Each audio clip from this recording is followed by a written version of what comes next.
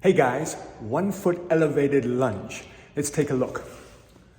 So you can get any stable surface. Here I've got a platform that's pretty stable. You can put 1 foot on.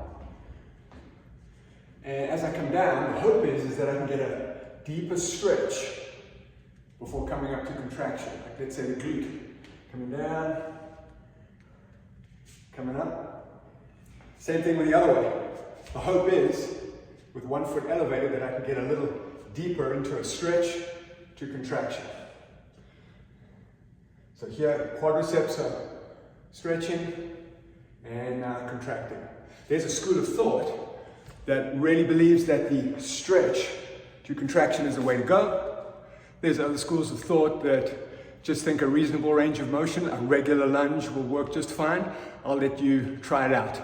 Now, on the front foot elevated, as I'm coming down, I've got my left foot forward, the left glute is getting some nice stretching going on. When I switch it, if I switch it around this way,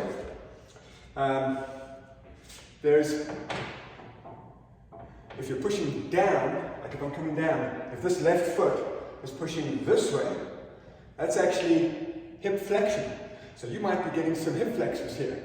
If you want the quad, that quadricep, the elevated leg, I would lean back slightly. Now I can feel it more in here. Leaning forward gets this one. In terms of the glute, I can feel the front leg glute. So right leg is front, right glute, I can feel. Now this, you might say, looks a little bit like the Bulgarian split squat. I'm not a huge fan of the Bulgarian split squat when they do it on a bench, particularly for people that are deconditioned, beginners. It's not such a good move. To see people struggle with weights and try and get the foot up, the front knee is not aligned. I'm worried that people are going to injure their knee, misalign the front knee while they're struggling to get this thing. And if you start getting strong, you've got heavier and heavier weights to be able to negotiate while you get this leg. Now, if they invent a machine where you hold cables or something like that, maybe there's something to that. Let's take a look at this with weights. So right here, one leg forward and coming straight down, get that stretch and coming up. You can go for a little bit of a longer stretch, which really gets the stretch. And you can go short as well.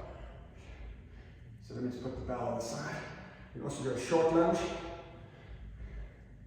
This tends to put pressure in the knees. Now you can see my knee goes somewhat forward there. You can mitigate that by pushing the hips back, and then there's less pressure on the knee, it's more to the hip. So I bend over slightly, more glute centric. Okay, I can actually do that with the leg out here. Coming down, bend over, get the stretch on the glute, coming up to the top.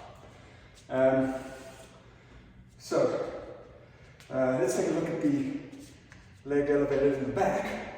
So you'll see, I've got my hand, if it's a narrow squat, I've got my bells like this. If it's a long squat, I've got them like that. All right, let's take a look at the leg elevated to the back.